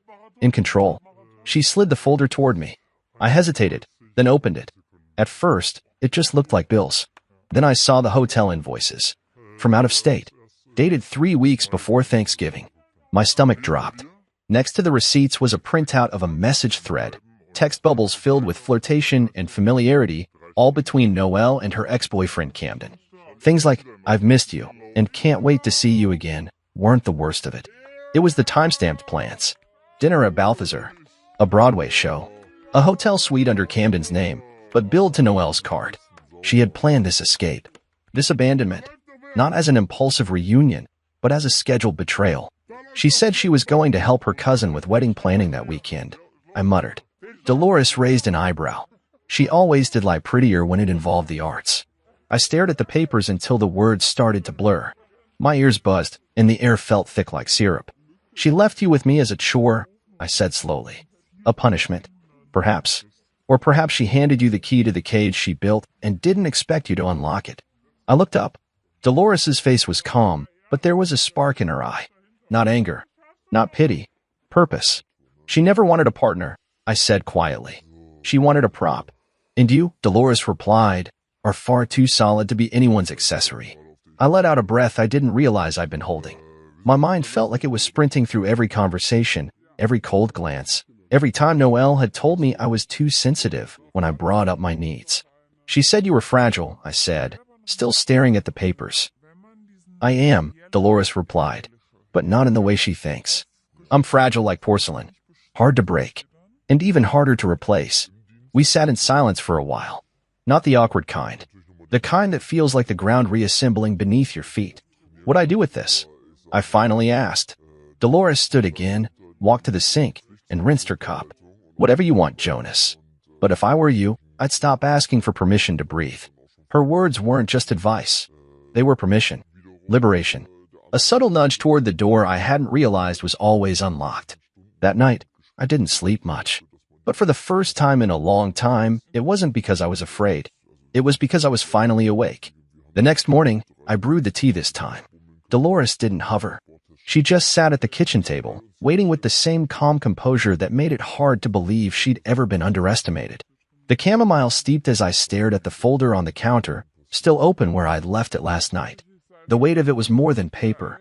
It was 4 years of pretending not to notice the way Noelle's affection always came with a price tag. For years of biting my tongue during family dinners where I was the invisible man, the plus one she barely introduced. I brought the mug to Dolores. She accepted it with a quiet nod, then looked me in the eyes and said, "Time for some truths. You ready?" I thought I was. Until she started talking. "She's been rewriting history since the day you met her," Dolores began, blowing gently across the tea surface. "Told her friends you chased her for months when you were the one who got invited to that art exhibit by her first. Told her mother you begged her to move in, when I remember her packing your boxes while you were still working late nights." I blinked, then let out a short laugh. Not because it was funny, but because I remembered those moments exactly as Dolores described them. Noelle had shown up at my apartment one Saturday, bags in hand, no discussion. Just well, I'm here now, and the expectation that I'd rearrange everything to accommodate her. I did. Dolores reached under the table and slid a stack of papers across to me. At first, I thought they were more receipts, more messages. But these were different. Printed emails, screenshots of group texts, all from a group I'd never seen before. "The family chat," Dolores said, as if reading my confusion. "I'm not in it. But my nurse once was. She sent me these. Left the job because of how Noelle treated her." I started reading. It was like peeling skin off old wounds. Noelle's sisters mocked my job, called me a glorified tech repairman. Her mother once said I was a placeholder until something shinier came along. And Noelle? She didn't defend me. She joined in. Joked about how long I'd stick around. Called me safe. Said I was the kind you settle for when the dream guys disappoint. Each message felt like a slap. Not because they were unexpected, but because deep down, I think I always suspected she didn't see me. Not really. I was just the man who filled the seat next to her. The stable one. The listener. The one who could be counted on to carry the groceries, fix the Wi-Fi, not along at the right times. Dolores sipped her tea again. She thought I was asleep the night she booked that hotel with Camden. Thought I didn't hear her say she'd never loved anyone who didn't make her feel reckless. My grip tightened around the edge of the table. "And you didn't say anything?" I waited. Dolores replied. "Because I've learned that truth lands harder when people fall into it themselves. And you, Jonas, you were always worth more than how she treated you. But you needed to see it with your own eyes." I swallowed the lump in my throat. "She stayed with me out of convenience. She stayed because you made her look good. Because her world is about appearances, and you gave her stability. A steady man with no scandal. And you stayed behind?" She smiled. "I stayed to make sure you didn't miss the exit." The room felt different now. As if the house itself had been holding its breath, waiting for this truth to unspool. I sat back in the chair, letting the silence stretch between us. "She ever loved me?" I asked, even though I wasn't sure I wanted the answer. Dolores looked at me for a long moment. Then she said, softly, "I think she loved how you made her feel about herself. But that's not the same thing." I nodded. I understood. I had loved her more than she had ever loved me, but even that felt like a half-truth now. Maybe I'd loved the idea of being chosen, of being the good guy who was finally enough. I hadn't realized I was just filling a role in her play. "I'm sorry," Dolores said. "You didn't do this," I replied. "No," she said, "but I've watched it happen long enough. And now it's time you stopped watching too." She pushed a small box across the table. I opened it. Inside was a key and a USB drive. The key is to my safety deposit box. The drive has copies of everything, just in case she tries to twist the narrative. I looked at her, startled. "You're giving me this?" "I'm giving you a way out. And a way forward." I sat there, staring at the key like it might burn my hand. For years I'd been waiting for Noelle to choose me, to value me. And now, someone else had someone who actually saw me. Dolores stood and stretched, her joints cracking a little. "Time to take your life back, Jonas. It's long overdue." And with that, she walked out of the kitchen, leaving me with a cup of tea, a stack of proof, and a choice I could no longer ignore. "You've been protecting a marriage that doesn't protect you." Dolores said it like she was commenting on the weather, her voice light but surgical. We were in the living room, sunlight cutting soft patterns through the window blinds, dust floating like tiny dancers between us. The room smelled faintly of lemon polish and chamomile, and the quiet crackle of the fireplace was the only sound besides her words, each one slicing a little deeper than the last. I sat on the edge of the couch, hands clasped, staring at the carpet pattern like it might give me an answer. My chest was tight. Her sentence echoed, again and again. "You've been protecting a marriage that doesn't protect you." She didn't say it to be cruel. Dolores had a way of delivering truth with grace, like a surgeon with a steady hand, calculated, but compassionate. I looked up, unsure whether to defend Noelle or just exhale and let the truth settle. Dolores didn't wait. She leaned forward, elbows on her knees, her gaze unwavering. The moment I heard Camden's name again, I knew what she was doing, and I knew what I had to do. "What did you do?" I asked, already feeling like I wouldn't be ready for the answer. "I made this weekend a test," she said. One she didn't even know she was taking. She thought she was teaching you a lesson in responsibility. But I flipped the script. She left you with me because she assumed you'd panic, fail, maybe even lash out. She expected chaos. Instead, you listened. You stayed. And more importantly, you saw her. I didn't speak. There was a part of me that wanted to scream, to cry, to rage, but nothing came. Just a sharp clarity that was growing louder than the noise she'd left behind. The next 72 hours, as it turned out, became something I didn't expect, a ritual. It started with routine. We cooked together, Dolores insisting on chopping onions herself, her knife work precise despite her age. We cleaned the guest room, folded laundry, even reorganized the spice rack, which had driven her crazy for years. It was all so domestic, so normal. And yet, each task became its own kind of therapy, like reclaiming control, one drawer at a time. But the evenings, that's when the real unraveling happened. Dolores would bring out her tea, sit by the fireplace, and tell stories. At first, they sounded like family anecdotes, harmless and even funny. But slowly, she started to peel back the curtain on who Noelle really was behind closed doors. The attempt to secure power of attorney. The way her family joked about me in private. The group text full of mockery and strategy, how they tried to steer me into certain financial decisions, how they treated me like a background character in my own life. I'd never seen Dolores look so alive.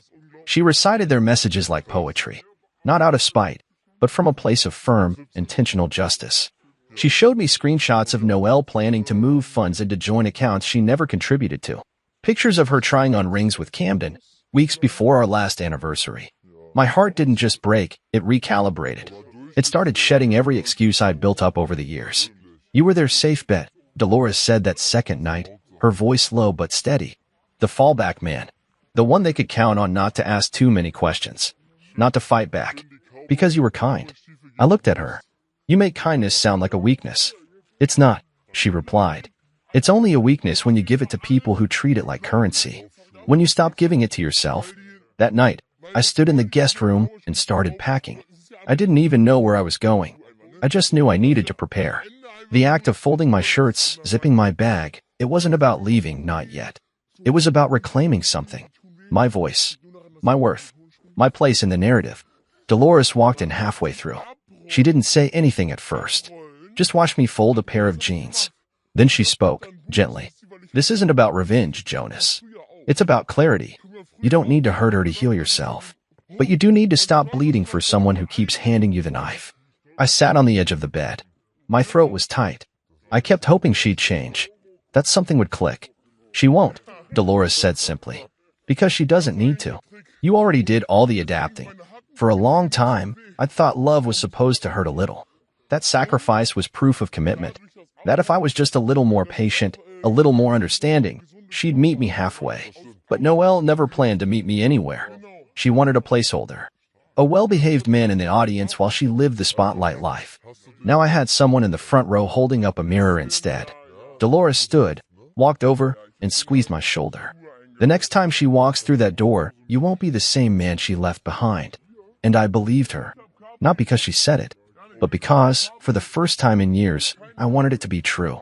The folder Dolores handed me was thick and heavy, the kind of weight that didn't just rest in your hands, it shifted something in your chest. She placed it on the dining table like a final piece in a puzzle I hadn't even realized I was solving. I hadn't touched it yet, not because I didn't believe her, but because I already knew. Whatever was inside would change everything. "Everything you need is in there," she said, voice calm as ever. Her financial secrets. The trust her grandfather left me. And the clause that protects it from manipulation. I finally sat down and opened the folder. The documents were arranged neatly, methodically. Dolores hadn't just prepared this overnight. She'd been collecting, planning, waiting. Inside were statements showing Noelle had tried twice to access a trust account Dolores had quietly restructured 3 years ago. Emails where she encouraged her lawyer to fast-track the transition of assets, assuming, as always, that her grandmother was too frail or too far gone to notice. She thought she'd inherit by default, Dolores said, sipping from a glass of water. She thought I was done playing chess. But I've been playing the long game, Jonas. Her voice held no pride, just a clear-eyed certainty, the kind you only hear from people who've lived long enough to stop bluffing. I pulled out a signed document, notarized, stamped. Dolores had transferred the bulk of her assets into a secondary trust, one that named me, not Noelle, as the executor and sole inheritor. My heart stumbled over itself. I looked at her, stunned. I can't accept this, I said, the words catching halfway out of my throat. You already did, she replied. You just didn't know it yet. I shook my head slowly. Why me? She tilted her head, not in confusion, but as if she'd expected the question and had rehearsed the answer in her sleep. Because you're the only one who's ever cared without asking for something in return. The words hit like a tide. I'd spent years giving to Noelle's family, helping her brother land a job, driving her mother to appointments, lending her cousin money I never saw again. And still, I'd been invisible. Worse than invisible, I'd been useful.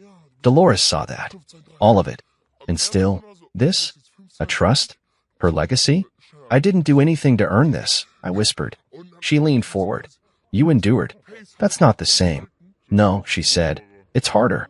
The quiet that followed was thick with things unsaid, grief, relief, a strange kind of mourning for the marriage I'd fought for while it slowly dismantled itself behind my back.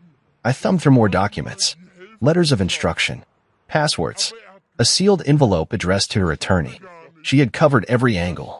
You knew this day would come, I said. I suspected, she answered. Noelle's always been hungry, and you were too generous to see it. That one stung, because it was true. I'd called it love, that generosity.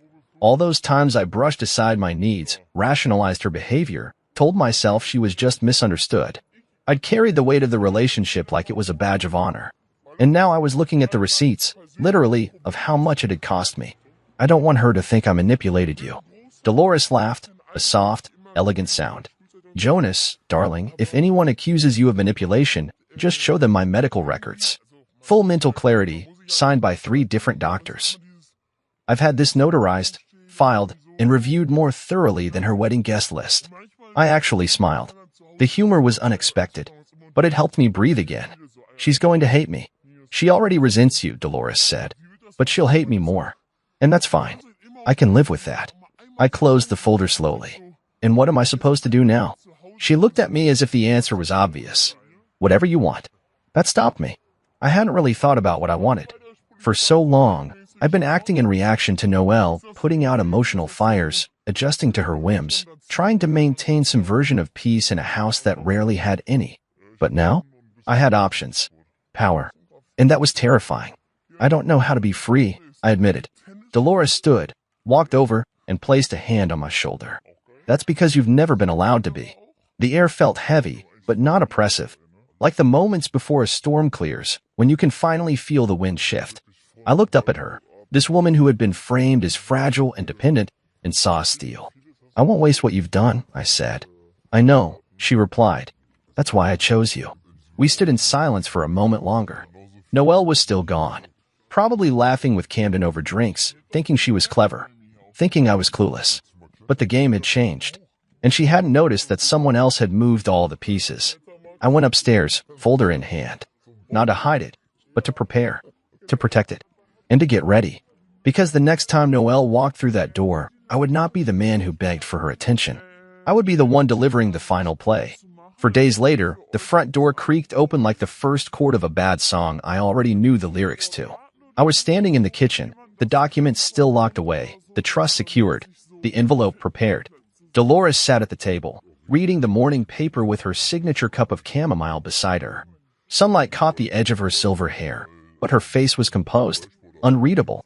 She hadn't said a word when I woke up. She didn't need to. The door slammed shut, and I heard laughter, Noelle's familiar high-pitched one, the fake kind she used at fundraisers and cocktail hours. Then a deeper one followed. Camden. Of course it was him. The sound made my spine lock. Their footsteps came next, shoes clicking against the hardwood, careless and unhurried. Like this was just any day. Like she hadn't walked out of our marriage and handed me a note like a grocery list. Like this was her house. And then she saw me.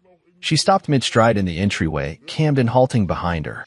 Her eyes flicked to me, then to Dolores, then back to me again. The air shifted. Her voice came out thin, stretched. What is this? I let her sit in that silence a second longer than she liked. A conversation, I said calmly, followed by consequences. Camden raised an eyebrow and chuckled under his breath. You rehearsing a courtroom scene, or... I didn't even look at him.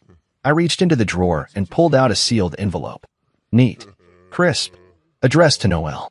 What is this? She repeated, louder now, her voice climbing the ladder of panic one rung at a time.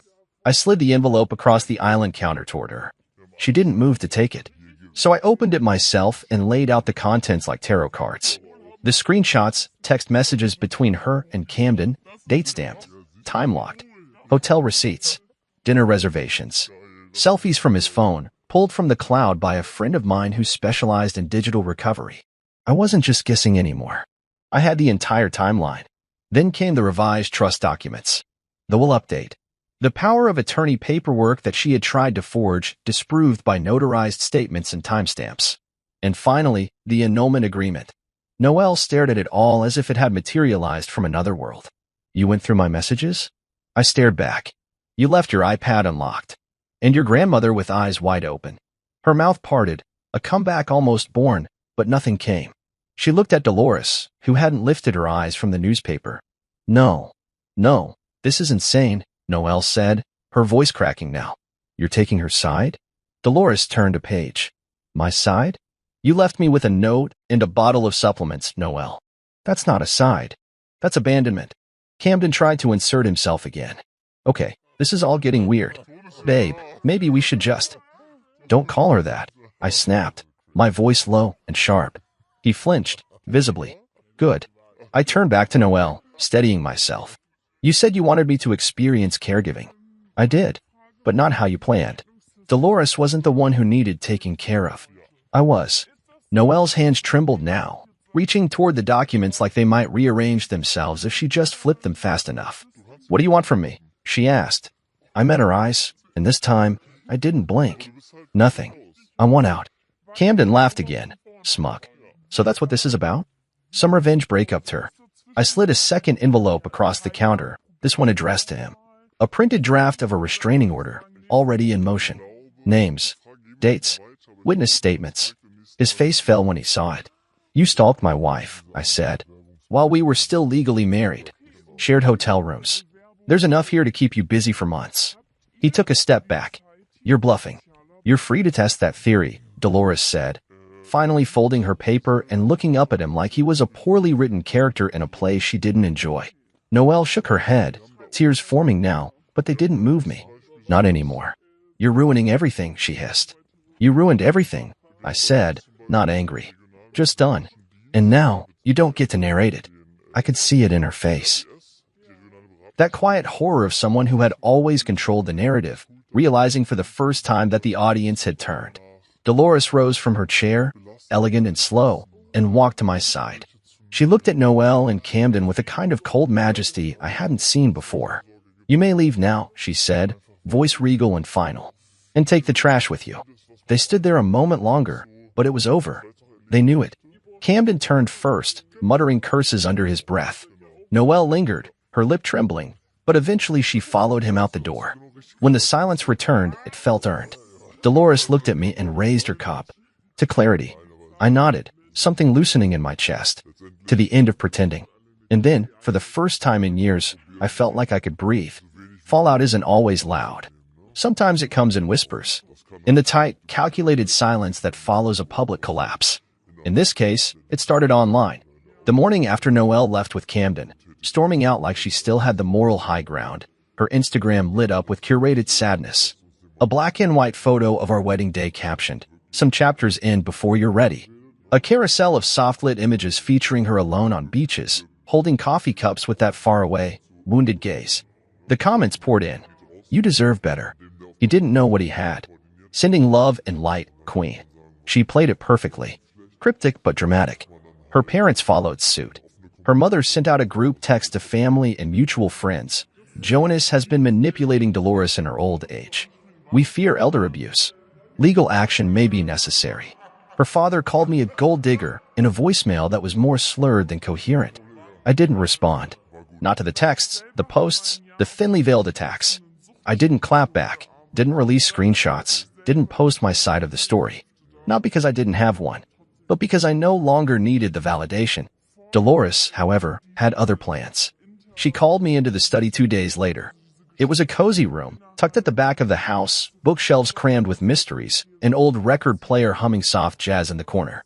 She sat with her phone in her lap, an eerie calm about her. "I'm going to tell the truth," she said. I blinked. "You mean, publicly?" She nodded once. "I may be old, but I'm not obsolete. And I won't sit quietly while they smear your name." Before I could argue, she tapped her phone screen and held it up. She had recorded a full 10-minute video, clear and crisp. In it, she spoke with unshaking poise about everything: how Noelle had lied about her condition, the attempt to gain power of attorney, the forged documents, the way she'd manipulated the family. She laid it all bare. No anger, just fact. Then she looked directly into the camera and said, "And as for Jonas Fairchild, he is the only one who ever treated me like a human being, and I will not let that be twisted." She posted it to her rarely used social accounts with the caption, "Truth doesn't need filters." Within hours, it went viral. It wasn't just because of the content, it was Dolores herself. A silver-haired woman speaking with such fire, such eloquence, in defense of someone half her age. It struck a nerve. People shared it. News outlets picked it up. Elderly woman defends grandson-in-law in viral video exposing family greed. I didn't even know how to process it. The quiet, invisible life I had built was suddenly under a spotlight I never asked for. My phone exploded with interview requests, messages from strangers thanking me for setting an example, people telling me they'd been through similar betrayals. Noelle, predictably, doubled down. She posted a story in response, a photo of her crying, mascara streaked down her face, captioned, "Family is supposed to protect you, not weaponize you." Her followers ate it up for about a day. Then the truth started crawling into her curated feed. People commenting, linking Dolores's video, questioning the contradictions in her timeline. Screenshots from anonymous sources began surfacing, photos of her and Camden at that hotel, timestamped. A few brave followers even spoke up. I was at the same gallery. She wasn't crying when she was wrapped around him. The narrative was slipping, and the more she tried to control it, the worse it got. Her family, once the perfect portrait of upscale grace, began to fracture publicly. Her mother's employer issued a statement about reassessing roles after internal investigations. Her father deleted all his social accounts. I watched it all from the porch with Dolores, a blanket draped over her lap, tea in hand. "Did you ever imagine it would go this far?" I asked. She smiled faintly. "Truth has a way of spreading. You don't need to yell it. You just need to say it once and mean it." We clinked mugs, not in celebration, but in quiet understanding. What struck me most was how calm I felt. Months ago, this would have wrecked me. I'd have spiraled, trying to defend myself, prove my worth, fix the version of me that someone else distorted. But now, I didn't feel the urge to fight back. The war had already been won, by silence, by proof, by the power of standing still while the world realized it had been cheering for the wrong hero. Noelle still texted sometimes. Sporadic messages that ranged from apologetic to venomous. One read, "You're heartless, Jonas. You let her humiliate me." Another said, "You used her to get back at me. You think you're better now." I never replied, because I wasn't better. I was just done. For once, I wasn't the one patching holes in a leaking ship. I wasn't the one trying to control how I was seen, hoping someone would choose me. I was done handing out grace like it was candy, done proving myself to people who only saw me as convenient. Let them unravel. Let them choke on the silence they once mistook for weakness. Because this time, I held the thread, and I wasn't pulling it anymore. Noelle filed the lawsuit 3 weeks after Dolores's video broke the internet. I was having lunch with Dolores on the patio, grilled cheese sandwiches and tomato soup between us, when I got the email. Subject line, "Notice of civil action. Camden and Noelle Windsor versus Jonas Fairchild." I didn't open it right away. I just stared at it, thumb hovering over the screen, the pit in my stomach heavy but dull. Dolores took one look at me and said, "Well, I was wondering what took her so long." I finally tapped into it. Defamation, elder coercion, undue influence. They were reaching. They even tried to argue that I had seduced Dolores into altering her estate. a phrase that made her laugh for a full minute, tears streaming down her cheeks. Seduction? Please. I haven't been seduced since Nixon was in office, she said, wiping her eyes. But the laugh didn't last long. These accusations weren't just dramatic, they were damaging. And I knew Noel's family. They had money, resources, lawyers who loved the spotlight and would drag things out just to see us sweat. What they didn't count on was how prepared Dolores already was. Her attorney, a sharp-eyed woman named Marla Estes, had been quietly gathering evidence since Dolores first updated her trust. Video testimonials, time-stamped audio logs, doctor-certified statements attesting to her mental clarity. They even had footage of Noel yelling at a pharmacy technician about her grandmother's prescription refills. One of the many incidents that Marla said painted a very persuasive picture. I met with Marla 3 days after the notice hit. Her office smelled like leather and old books. She reviewed the documents with me calmly, confidently, then said, "They're bluffing. They're hoping to shake you, ruin your name, and pressure Dolores into reversing everything." "What do?" I asked. "You fight," she said. "Not because you want revenge, but because you're telling the truth, and truth deserves defense." So we did. The court hearings were brutal. Noel showed up in muted pastels, clutching tissues and crying during testimony. Camden wore a suit too tight across the shoulders, pretending to be a supportive partner as he painted himself as the third-party victim of my manipulation. They paraded friends and relatives to the stand, people I'd once hosted in my home, shared meals with each one offering carefully rehearsed versions of events that made me sound like a schemer. But when Dolores took the stand, the entire courtroom changed. She walked up slowly but steadily, her cane tapping softly with each step. When she sat down, she adjusted the mic like a pro, smiled at the judge, and then, without notes or hesitation, she told the story. Her story. "I've known deception," she said. "I lived through wars, recessions, and 3 cheating husbands. You learn to spot a lie from a mile away. And my granddaughter? She's been lying since she was 10. Laughter rippled across the gallery, but her tone never wavered. "Jonas didn't seduce me. He didn't manipulate me. He didn't even want the damn money. I gave it to him because he's the only one in my family who ever made me feel like a person instead of a pawn. He brought me tea. He listened. He didn't ask for a dime. That's love, Your Honor. Real love." Then she pulled out the folder. The same one she gave me weeks ago. With every receipt, every printed message, every document signed and dated. Her voice didn't rise. It didn't need to. By the time her testimony ended, the judge looked exhausted. He recessed early that day. And 2 weeks later, the ruling came in. The trust stood. No coercion. No fraud. No abuse. Noel's case collapsed like a paper house in the rain. But I wasn't done. I filed counterclaims, defamation, emotional distress, and fraud. Not because I wanted to keep fighting, but because there had to be accountability. For the lies. For the humiliation. For the part of me that almost believed I deserved it. Dolores backed me fully. Marla pursued it with clinical precision. Every post Noel had made, every message she'd sent claiming I'd brainwashed her grandmother, every public attempt to rewrite the story, we compiled it all. Depositions started. Noel's voice cracked under pressure. Camden stopped showing up. Their lawyer tried to settle quietly, even offered a gag order and a payout. We declined. By the end of the process, Noel's parents had racked up over $100,000 in legal fees. Her mother was asked to resign from a nonprofit board. Her father's small accounting firm took a PR hit they couldn't spin away. They called me vindictive. They called me manipulative.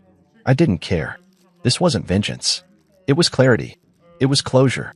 Because for the first time, I wasn't just surviving Noel's chaos. I was building something in the ashes of it. The case finally wrapped months later, and though I didn't walk away with a check or an apology, I walked away clean. Respected. Unbroken. They tried to burn me down. But all they did was light a match beneath a man who had already stopped pretending to be anything but fire. Thanksgiving arrived like an echo of the one that had started it all, but this time, there was no silence. No folded note. No empty place at the table with questions clinging to the air like cobwebs. This time, there was just warmth. And laughter. And cranberry sauce splattered across the counter because I had absolutely no clue how to use a hand mixer. Dolores laughed as I cursed under my breath, holding the bowl in place while the red mess streaked up my shirt. "You're a menace in the kitchen, Jonas," she said, wiping her hands with a dish towel, "but at least you're enthusiastic." The kitchen in our new coastal home was smaller than our old one, but it didn't feel like less, it felt like ours. The window faced the ocean, and you could hear the waves on days when the wind blew just right. I'd picked the place for peace, but Dolores said it had soul. She was right. We both needed a fresh start. After the lawsuits, the public drama, and the private unraveling of the life I thought I'd built, this house had become a kind of refuge. Noelle had stopped trying to reach me after the court ordered her to pay legal fees and dismissed her claims. Her messages dried up. The social media posts turned sporadic and vague, soft-pedaled hints that her life hadn't gone the way she expected. I hadn't blocked her. I didn't need to.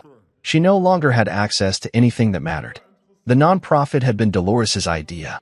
She called it Second Hands, an organization focused on supporting caregivers who had been abandoned, overworked, or forgotten by the very people they were trying to help. She asked me to help build it, and I did, with everything I had. I left my old job behind without regret. We launched a website, assembled a board, and began hosting small events around the city. Donations started slow but steady. The stories poured in. Nurses who worked through holidays, spouses who had watched partners forget them, adult children caught in impossible decisions. We gave them more than a voice. We gave them each other. Dolores, of course, was the chairwoman. She took every call. She answered every email. She recorded monthly video messages that donors ate up like gospel. At 78, she had become a sort of accidental icon for dignity in aging and advocacy. And I just kept the lights on, coordinated logistics, and handled the things she didn't want to. We made a good team. I pulled the burnt pie from the oven and placed it on the counter with theatrical defeat. Dolores raised an eyebrow. Well, she said, it's not blackened, per se. Let's call it artistically bronzed. I grinned. Should we just open the backup dessert now, or pretend we're going to eat this first? Pretend, of course. It's Thanksgiving. We have to keep some traditions. We set the table together, even though it was just the two of us. I poured sparkling cider into crystal glasses she'd saved for real occasions. She insisted today qualified. To second chances, she said, raising her glass. To knowing when to take them, I replied. We clinked. The turkey was dry, the stuffing too salty, but none of it mattered. We told stories between bites, Dolores about a man she almost married before her second husband, me about the disastrous camping trip my dad took me on when I was 8. We laughed until we cried. At one point, my phone buzzed. I glanced at the screen. Noelle. Just a text. One word. Sorry. I didn't open it. I didn't delete it either. I simply turned the phone over and returned to my plate. I saw her name flash on the screen. Dolores said casually, scooping mashed potatoes. You going to respond? I shook my head. There's nothing to say. She's still playing the same game. I'm not a player anymore. Dolores nodded. Good. Later that evening, I stood out on the porch with a blanket over my shoulders, watching the tide creep in. The air smelled like salt and rosemary from the sprigs we'd used to season the bird. I thought about how far I'd come, from the man waiting at the kitchen counter with trembling hands to the one standing here now, whole. It hadn't been easy. I'd lost more than just a marriage. I'd lost illusions. I'd lost time. I'd lost the version of myself that believed love meant staying no matter how small you became in someone else's life. But I had gained something better, a clear view of who I was without the noise. Inside, Dolores turned on old records. Nina Simone floated through the air, soft and haunting. I smiled. This Thanksgiving wasn't filled with guests or glamour or perfectly curated holiday cheer. It was filled with truth. And it was enough. Looking back, I realized that the note Noelle left me wasn't the slap in the face I thought it was. It wasn't just an insult wrapped in passive aggression and arrogance. It was an invitation, an unintended challenge. A single piece of paper that forced me to ask a question I hadn't dared to ask in years. Who am I without her? Gone to a show with my ex. We need to catch up. I thought it was time you experienced caregiving. Don't worry, Grandma's all yours. Love, Noelle. I memorized those words. Not because they hurt, though they did, but because they freed me. They were the starting gun of my liberation. Until that moment, I believed the lie we all tell ourselves when we're afraid to confront the truth, that endurance is love, that suffering is a sign of loyalty. But real love doesn't abandon you in your own home. It doesn't delegate dignity. It doesn't make you feel like a placeholder in your own life. I kept that note. It's folded in the bottom drawer of my desk, resting beneath a folder full of trust documents and old photographs. I don't look at it often, but I don't throw it away either. Because every time I see it, I remember what it gave me, not pain, not betrayal, but a choice. The kind that comes once you've lost everything that never truly belonged to you. Dolores taught me that. Not with sermons, but with her presence, her clarity, her refusal to be pitted or overlooked. She gave me more than support. She gave me a mirror. When I'd spent too many years avoiding. I didn't save you, she once told me, pouring tea with steady hands. You were already there. I just turned the light on. Caregiving.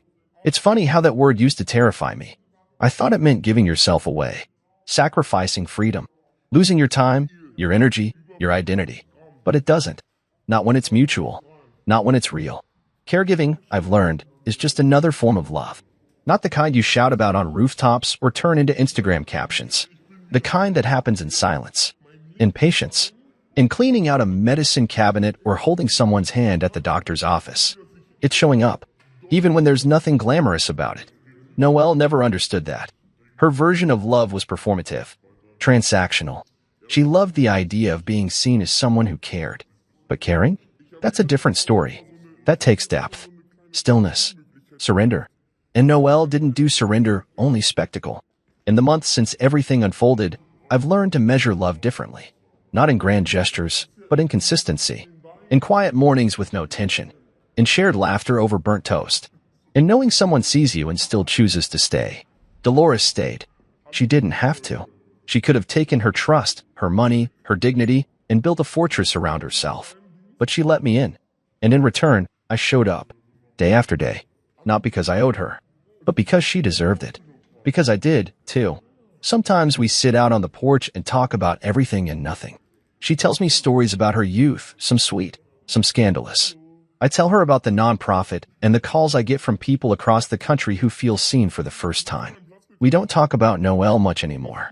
That chapter closed itself. But sometimes, in the spaces between conversation, I wonder if she ever really meant to start a war, or if she just never expected me to win one. I still get texts from her. Random. Sporadic. One came just last week. No subject line. Just, did you ever really love me? I didn't respond. Because the truth is, I did. In the best way I knew how. I loved her through her selfishness. Through her cold spells. Through every subtle insult dressed as a joke. But that love was a version of myself I've outgrown. The kind that waits to be appreciated. That hopes silence will someday be rewarded with grace. I don't love that way anymore. No, I love myself. Not in a selfish, surface-level way, but in the deep, grounded way that says, I am enough. I am not disposable. I do not need to prove my worth through endurance. I can walk away from anyone who only shows up when the spotlight is on. Dolores says I've changed. That I smile more. That I speak more clearly. That my silences feel lighter now. Maybe she's right.